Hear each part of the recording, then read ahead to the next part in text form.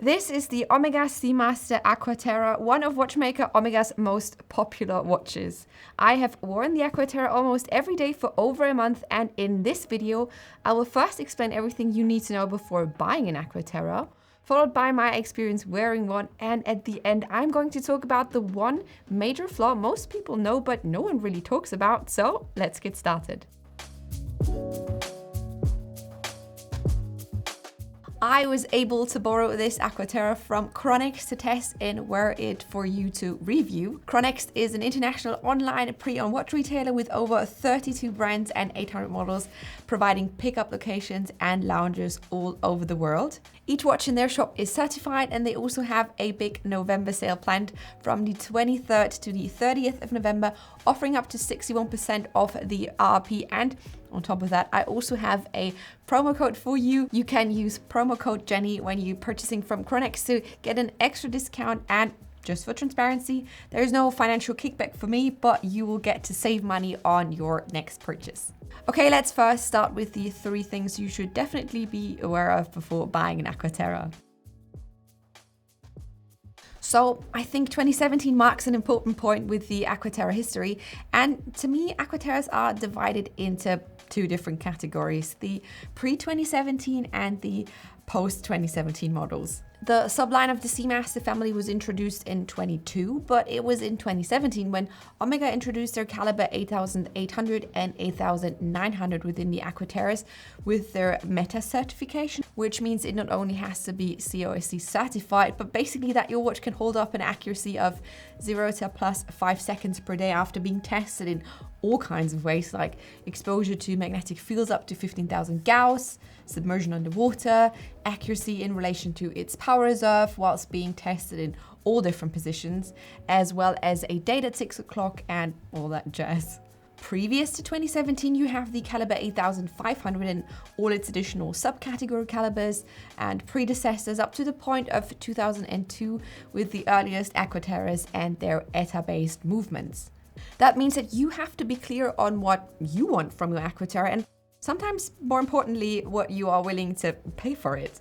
So, in plain text, if a highly anti-magnetic watch with a Meta certification is important to you and you're willing to spend more than 4,000 on your watch, then you will find what you look for in the post-2017 models. Going for pre-2017 models means that you have to pass on Meta certified calibers or highly anti-magnetic watches, but you also have to pay significantly less, which I'm going to talk about more in a minute. I mean, there are some exceptions like the Bumblebee, which was released in 2013, sporting the caliber 8505 that can also withstand the 15,000 Gauss, but besides that you have to make do with otherwise solid calibers but no Meta certification or specifications in being highly anti-magnetic. That means it's not only a look-based decision given all the updates in terms of dial and case and bracelet design the Aqua Terra has naturally received over the years, but also based on your preferences in terms of caliber specs. Plus, some people really take offense at date at 3 o'clock, which you can find on models predating the caliber 8800 and 8900. So it's basically a decision of whether you prefer a date at 3 or at 6 o'clock really. It was just this week that I discovered that Omega has introduced a very cool new feature on their website. When you click on a watch, you can use this little controller here to see how the watch would look on different wrist sizes, which I think is really helpful, albeit long overdue. Which brings us to point number 2 of what you should be aware of before buying an Aqua Terra. Because luckily, Omega is also giving you different case diameter to choose from. Though you could technically also look for the 34mm within the ladies collection, I'll be focusing on the standard 38 and 41mm versions for this video, which is suitable for the majority of wrists that are watching this video right now. To not be any more confusing with calibers and their numbers, I want to point out the 2 main differences when it comes to case diameter in the latest Aqua Terra watches. If you go for the 41mm case, you will get a rather large watch, but also a little bit more choice choice when it comes to dials and their colors, and perhaps more importantly for some, the caliber 8900. If you go for the 38mm case, you will have a bit less dial designs to choose from, a smaller case, and the caliber 8800 built in. So besides the obvious, what's the difference? Well, with the caliber 8900, you'll get a 60-hour power reserve, a meta certification, and a 5-year warranty, and a quick hour set function. With the caliber 8800, you will get a 55-hour power reserve, so 5 hours less than the 8900. Also a meta certified movement as well as a 5-year warranty, but a quick date set instead of an hour set function. Those might be minor differences to some, but I've also heard about people not buying the 41mm simply because they cannot stand a watch with a date that has no quick set function for that date.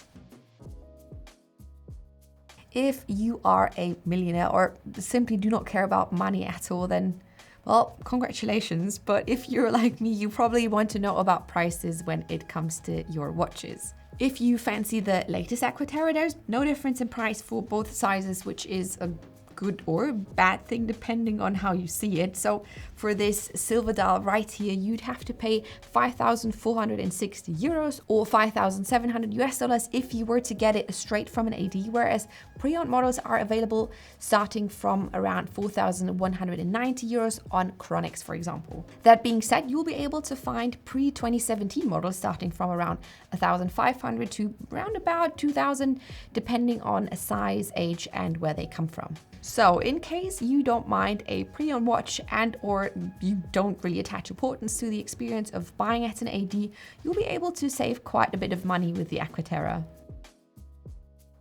Okay, so now that you know what is out there in terms of models and variations and what you should be aware of before buying one, I want to share my 2 cents with you when it comes to actually wearing an Aqua Terra.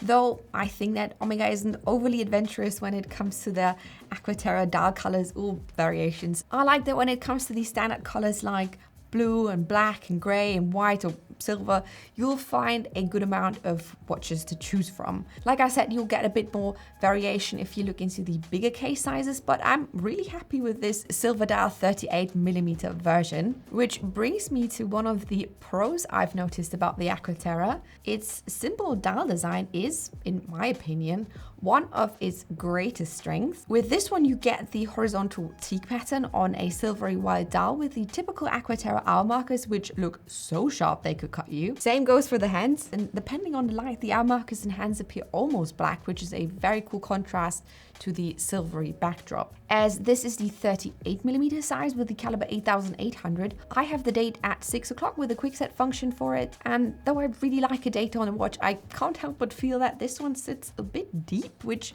makes it a bit difficult to read from time to time. Other than that, I've noticed that there wasn't one occasion or outfit where I felt that the Aqua Terra didn't look good with. Sometimes I feel that my Black Bay 58, for example, is a bit too sporty, or my Datejust is a bit too flashy. But the silver dial Aqua Terra really stands out in that department, and it really shines in every situation.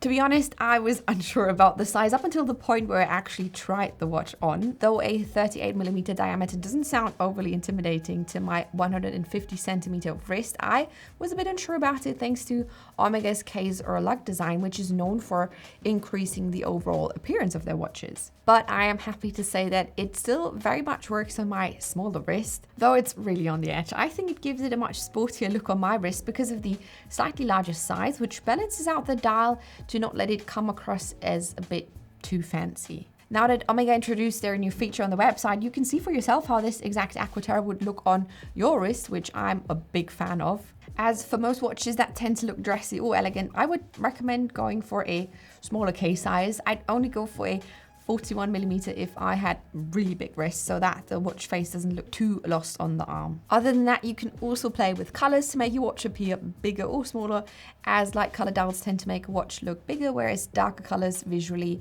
kind of shrink a watch in most cases.